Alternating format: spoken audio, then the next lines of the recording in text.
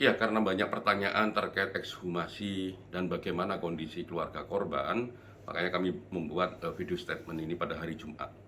Nah, semalam pada tanggal 20 Kamis, kami Komnas HAM berjumpa langsung dengan Pak Devi Ato, orang tua dari kedua almarhum yang direncanakan untuk dilakukan otopsi. Ya, didampingi oleh Pak Kades dan beberapa orang dari desanya, termasuk juga didampingi oleh Pak Camat. Nah, kami mendapatkan keterangan secara kronologis apa yang terjadi, terus dinamika yang terjadi dalam peristiwa-peristiwa itu, termasuk juga para pihak yang terlibat dalam dinamika-dinamika itu. Nah, yang kami dapatkan yang pertama begini, memang betul Pak Devi Ato ini kepingin melakukan otopsi sejak awal. Karena apa? Karena kepingin tahu kenapa kedua putrinya meninggal. Ya, apalagi melihat kondisi jenazahnya, wajahnya menghitam, ininya juga menghitam. Nah, itu yang kepingin dia tahu, makanya beliau bersemangat untuk melakukan otopsi. Nah, itu tanggal 10 bulan September itu Pak Ato memang membuat pernyataan, ya, di depan kuasa hukumnya membuat pernyataan. Nah, pernyataannya itu masih ada sampai sekarang di Pak Ato. Nah, tanggal 10 itu pernyataan dibuat, difoto sama kuasanya. Nah, sama Pak Ato, draft itu, ya, pernyataan itu menurut dia masih berupa draft. Kenapa? Karena dia masih mau berjumpa dengan Pak Kadesnya untuk minta tanda tangan agar diketahui oleh Pak Kades. Ya. Namun tiba-tiba tanggal 11 pagi, ya, itu tanggal 10 malam, ini tanggal 11 pagi, tiba-tiba ada pihak kepolisian dari Polsek setempat di mana Pak Ato tinggal menghubungi dia, menyatakan bahwa ada polisi dari Polres Kepanjen, ya, mau datang ke rumahnya menanyakan perihal otopsi. Nah, akhirnya Pak polisi, ya, berjumlah kurang lebih 4 orang datang ke rumahnya Pak Ato. Nah, Pak Ato juga kaget, ya, dia merasa bahwa itu masih draft.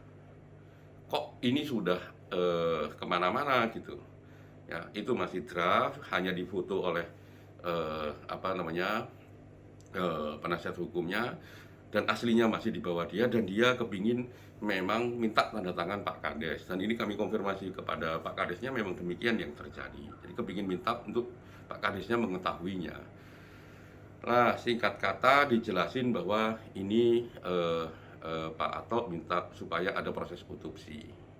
Nah, itu membuat Pak Ato juga tidak nyaman sebenarnya, karena memang prosesnya menurut dia belum tuntas gitu. Prosesnya belum tuntas, kenapa kok sudah ada follow up gitu. Itu pertanyaan mendasar sehingga dia tidak nyaman. Ya, beberapa komunikasi antara Pak Ato dan polisi di tanggal 11 itu juga banyak. Itu satu, membuat kekhawatiran, membuat juga ketidaknyamanan di Pak Ato, karena memang kok bisa gitu. Nah, habis itu tanggal 12 polisi datang lagi, ya, kurang lebih 4 orang dari Polres Panjen, mengatakan bahwa ini ada surat, ya, persetujuan untuk melakukan otopsi. Pak Ato juga kaget gitu. Nah, kok ini sudah ada surat mau otopsi, walaupun dia juga tanda tangan, ya, dia tanda tangan, ya, persetujuan melakukan otopsi di tanggal 20. Kita tanya di proses itu, waktu tanda tangan ada paksaan enggak? Tidak ada paksaan, karena memang sejak awal dia komitmen untuk melakukan otopsi. Nah, cuman prosesnya begini, baik di tanggal 11 maupun tanggal 12 dia sendirian. Ya, dia mencoba menghubungi teman-temannya, ya, pendamping-pendamping dan lain sebagainya. Nah, itu tidak ada yang bisa menemani dia di saat itu, sehingga dia juga semakin khawatir, ini kok ada polisi datang, ya, pendampingnya, kuasa hukumnya ketika dihubungi memang tidak bisa hadir dengan berbagai alasannya. Di saat itu, di saat kepolisian datang, nah itu semakin membuat dia khawatir. Di tanggal 11 sudah khawatir, ya tidak nyaman. Di tanggal 12 juga demikian. Nah, habis itu prosesnya, ya setelah dia tanda tangan surat itu di tanggal 12 untuk persetujuan otopsi di tanggal 20, di tanggal 17 juga terjadi lagi kepolisian dari Polda Jawa Timur, dari Polres Kepanjen, ya didampingi juga ada perangkat Pak Camat, Pak Kades, ya, dan perangkatnya datang ke rumahnya Pak Devi Ato itu tanggal 17. Nah, jumlah polisinya ada 7 orang, ya, belum termasuk Pak Camat, Pak Kades, dan beberapa perangkat yang lain.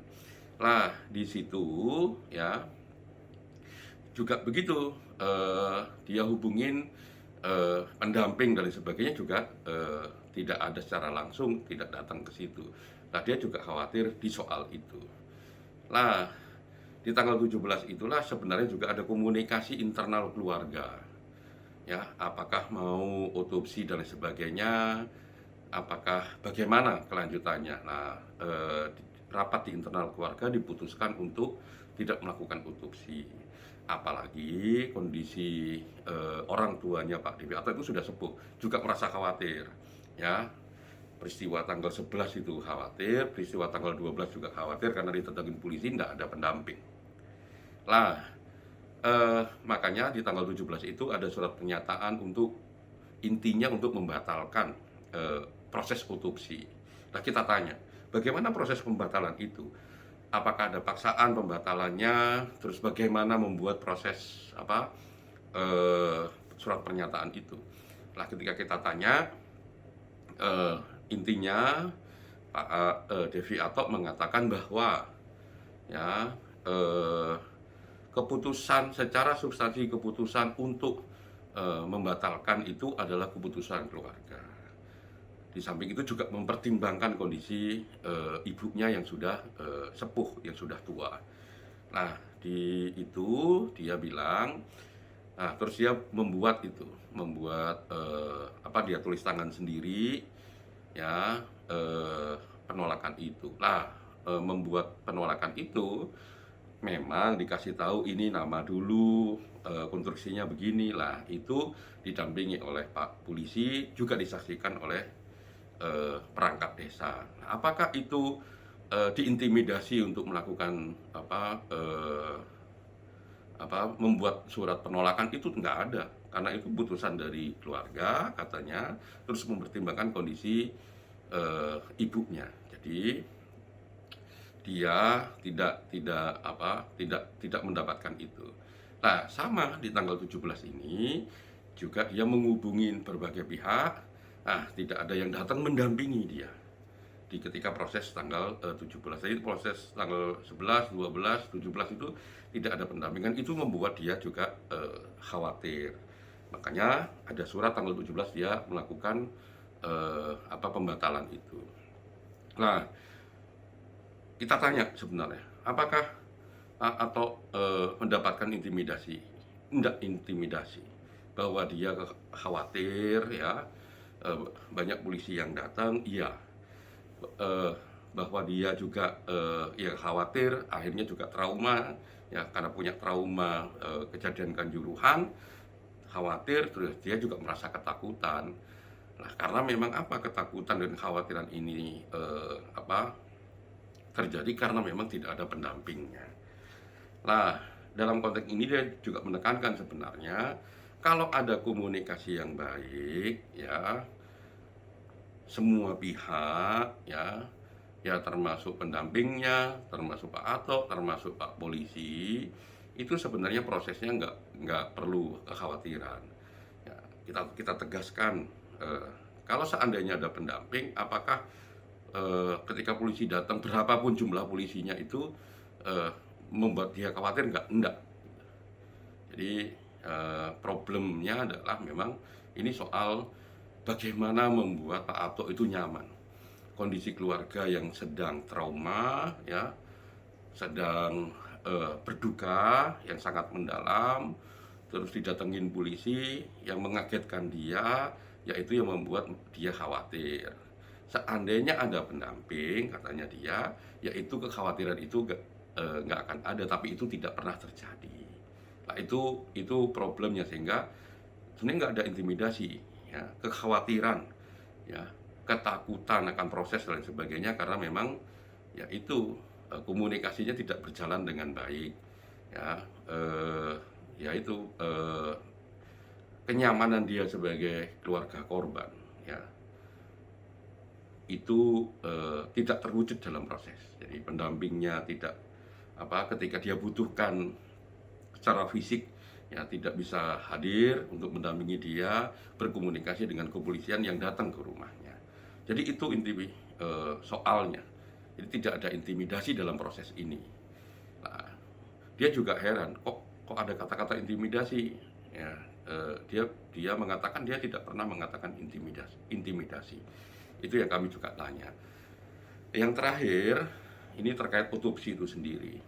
Pada prinsipnya, ya, jika, ya, kenyamanan proses menuju otopsi itu bisa dilaksanakan, termasuk otopsi sendiri itu juga bisa transparan dan akuntabel, ya, pada dasarnya dia mau untuk melakukan otopsi. Karena sekali lagi bagi dia kepingin tahu penyebab kematian dari kedua putrinya, dan dia kepingin keadilan. Pada dasarnya itu. Misalnya ketika dialog dengan kami, berdiskusi dengan kami, bagaimana kalau melibatkan dokter independen, ya, bagaimana kalau ada pendampingan, bagaimana kalau ada pengawasan, termasuk juga pengawasan dari Komnas HAM. Nah, itu membuat dia nyaman, ya, secara substansi prosesnya membuat dia nyaman, ya, dia pasti mau terkait otopsi ini. Jadi sekali lagi ini refleksi kita semua, ya, buatlah buatlah nyaman, buatlah aman korban di tengah-tengah proses trauma seperti ini. Ayo kita semua berkomunikasi dengan baik antar semua pihak agar korban yang sudah berkomitmen terhadap pencarian keadilan itu merasa nyaman dan dia yakin akan prosesnya. Ini pembelajaran penting bagi kita semua. Terima kasih.